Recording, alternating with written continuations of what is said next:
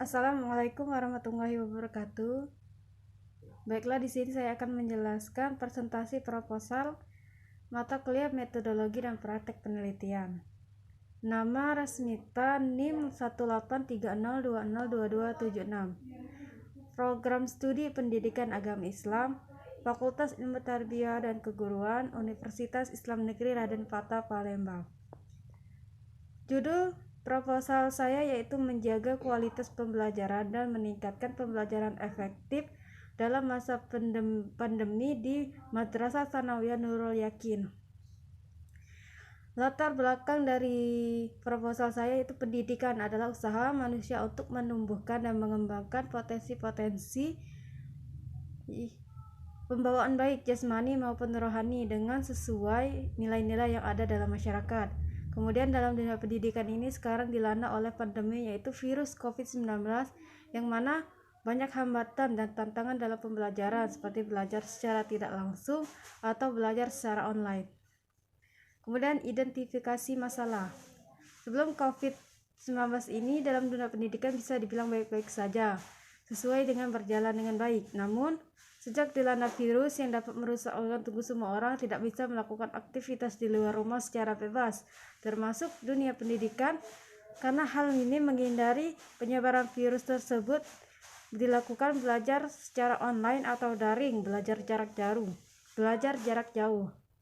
Namun banyak sekali hambatan atau tantangan dihadapi oleh pelajar dan guru. Bagaimana cara pembelajaran daring itu tetap berjalan dengan baik dan efektif, yaitu dengan memanfaatkan teknologi aplikasi yang ada. Rumusan masalah, bagaimana cara mengatasi kesusahan peserta didik belajar secara online. Kemudian bagaimana peran masyarakat dalam membantu lingkungan pendidikan.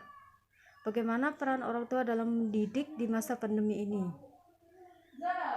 Kemudian tujuan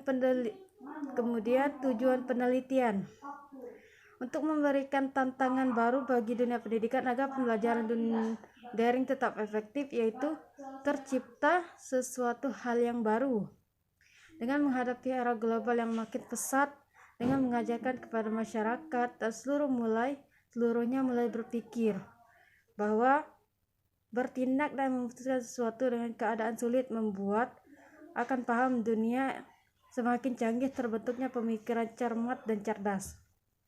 Kemudian kajian teori.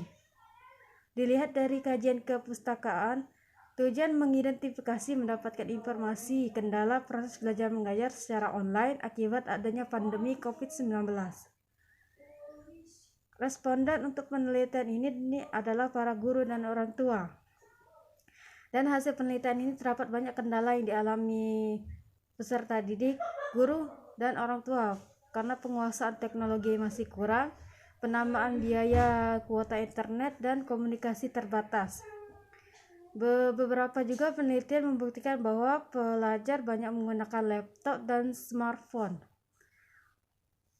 Kerangka teori.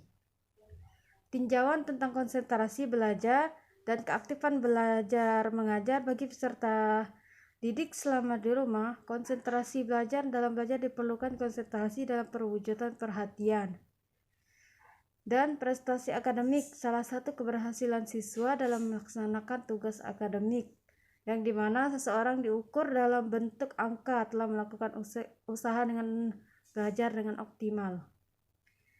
Kemudian pembelajaran jarak jauh adalah sekumpulan metode pengajaran yang mana di aktivitas pengajaran dilaksanakan secara terpisah.